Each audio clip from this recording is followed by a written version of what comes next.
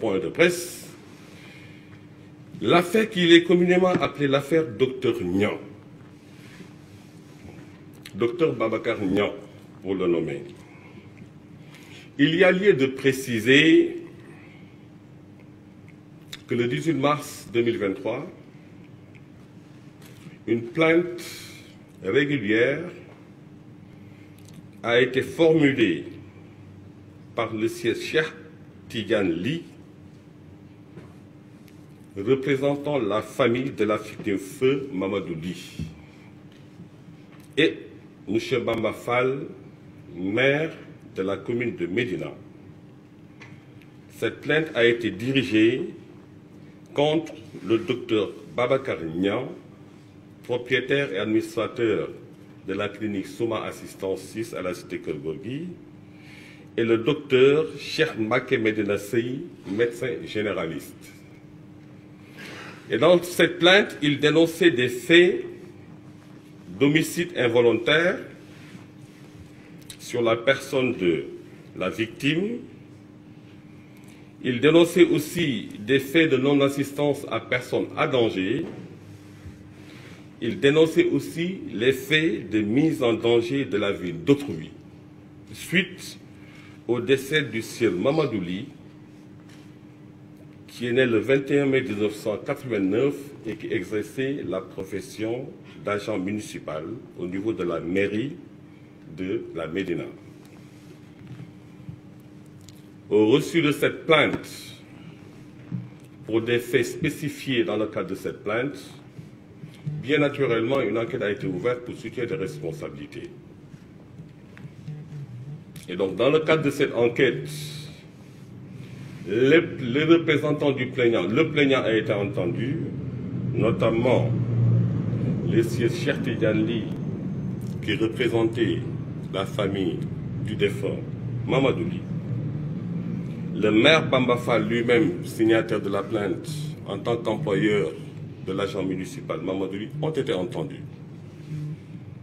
Et ils ressortissaient de leur enquête des faits susceptibles de constituer des présomptions graves et concordantes pouvant justifier la poursuite de l'enquête à l'encontre des personnes susnommées le docteur Babacar Niang et le sieur Cheikh Mbacké Medina Sey, médecin généraliste. Donc à la suite de ça, une enquête a été ouverte basée sur cette dénonciation sous forme de plainte régulière et contre personne dénommée, à savoir le docteur Babacar Niang, propriétaire de Souma Assistance, copropriétaire même je dirais parce qu'il a su avec son épouse, et le docteur Cheikh Mbacké Medina Sey, médecin généraliste. Les plaignants ont été entendus, des témoins ont été entendus. L'un des mis en cause a été entendu, le docteur Cheikh Mbacké Medina Sey, et l'impératif d'entendre le docteur Babacar Niang était justifié par les nécessités d'enquête.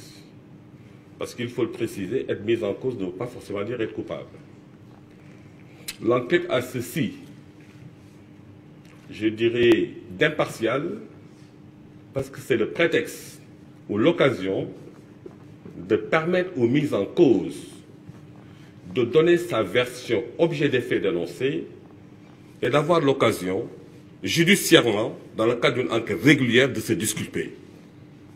Donc vous noterez que ce n'est pas que systématiquement une personne fait l'objet d'une plainte qu'il est automatiquement coupable. Ce n'est pas que systématiquement une personne fait l'objet d'une plainte ou de poursuite d'audition dans le cadre d'une enquête préliminaire que la conséquence évidente en a tiré, c'est qu'il fait l'objet d'un traitement pour quelque motif que ce soit.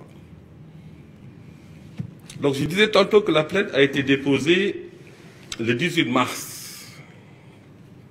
Les enquêteurs de la sûreté urbaine ont pris sur eux de convoquer le docteur Babacar Niang.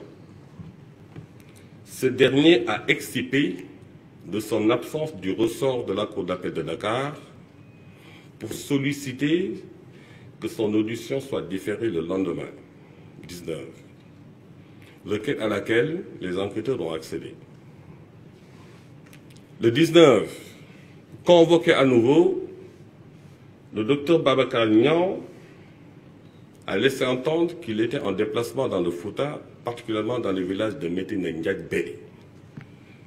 Et invite lui a été encore fait de venir déférer à la convocation, eu égard aux nécessités d'enquête, parce que sa déposition demeure essentielle pour situer les responsabilités dans cette affaire. Le 19, le docteur Babacar Niang avait promis de déférer à la convocation des enquêteurs le même jour, parce que Fouta, Médina Ndiaye serait à 90 km ou 91 km après Saint-Louis. Le 19, le docteur Babacar Niang ne s'est toujours pas présenté. Toutes les personnes mises en cause ont été entendues, notamment le docteur Cheikh Mbacké Médina Sey. Le 20, sur mon intervention, le procureur de la République a cru devoir lui décerner une convocation pour être entendu. 18, 19, 20, 3 jours de suite, le docteur Babacar Niang, étant dans le territoire national, n'a pas daigné déférer à la convocation ou à l'invitation que les enquêteurs lui ont fait. C'est sous ce rapport qu'à la date du 21 mars, instruction a été donnée par mes soins, avec l'accord du procureur de la République, à la sûreté urbaine, de décerner un avis de recherche et d'interpellation par la sûreté urbaine.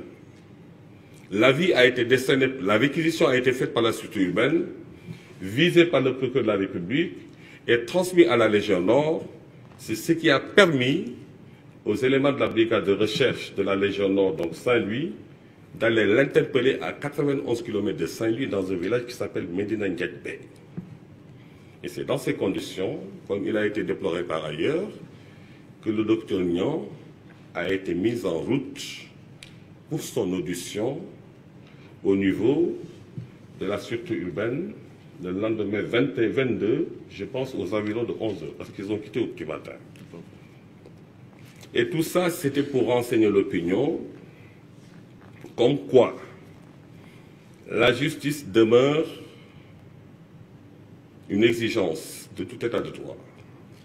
Et aucun citoyen, qui qu'il puisse être, de quelque bord qu'il se trouve, ne peut pas, pour quelque raison que ce soit, tenter de se soustraire à son action. Et donc, en tout état de droit, l'invite lui a été fait 2 ou 3 fois. L'attente a duré, eu égard à l'urgence que tout le monde connaît et que tout le monde partage, du 18 jusqu'au 22, il était impératif que les enquêteurs usent des moyens légaux que leur offre le Code de procédure pénale dans le cadre d'un état de droit pour le contraindre à venir déférer à leur convocation. Ce d'autant que, au niveau de sa clinique, les faits se sont passés. Et les faits se sont passés. On ne va pas revenir sur le déroulé de la prise en charge de la victime Amadouli depuis le lieu des manifestations à bord de l'ambulance de Souma Assistance jusqu'à sa conduite à la clinique où ses parents se sont présentés et se sont acquittés. Une clinique privée où les soins sont payants. Ils se sont acquittés de toutes les charges financières relativement à sa prise en charge. C'est ainsi qu'à sa conduite, il a été consulté. Un diagnostic a été posé, d'où il résultait qu'il a reçu une pierre au niveau de l'arcade sourcilière qui a fini par atteindre le crâne et le cerveau. Et donc son pronostic vital était engagé. À la suite de ça, le mode de fonctionnement de la clinique Souma est de recourir à des sachants, des spécialistes, si toutefois le diagnostic d'un patient le justifiait. Ils ont indiqué à la famille de la victime qu'il était question qu'il soit évacué à l'hôpital principal séance tenante pour subir une intervention parce que son pronostic vital était engagé. L'autre alternative interne à la clinique a été, ils leur ont été conseillés de payer les honoraires et de faire appel à un sachant extérieur pour qu'il soit opéré dans les locaux de la clinique Souma. Et cela à 18 h. La famille s'est acquittée des honoraires inhérents à l'opération envisagée. Et depuis 18 h, la clinique a reçu d'autres patients qui apparemment ont été l'élément déclencheur de la négligence sur la victime Mamadouli. Mais en tout état de cause, l'enquête a pu établir que depuis son évacuation à la clinique, son pronostic vital était prononcé. De 18 h pour le moins, je dis bien pour le moins, parce que 18 h est l'heure à laquelle il avait fait le scanner et que l'éventualité de le référer à l'hôpital principal pour une intervention pour le sauver était une nécessité. Tout ce que je dis est renseigné sur procès verbal régulier et sur des auditions à la base des constatations. Depuis 18 h jusqu'au lendemain à 17 h, Mamadou lui était laissé en rade à la clinique. Il n'a été consulté par aucun médecin, il n'a été soulagé par aucun sage-femme, encore moins des aides-soignants. Ce torrent de douleur, gémissant. Et c'est dans ces conditions que sa famille a exigé du corps médical que le patient leur soit restitué pour son évacuation à l'hôpital principal où il pourrait espérer lui sauver la vie. Et c'est donc sur forte insistance de sa famille que Mamadou lui a été évacué à 17 h, 18 h le lendemain, soit à peu près de 24 h, en direction de l'hôpital principal où, arrivé, le corps médical n'a pu que constater son décès. Il est aujourd'hui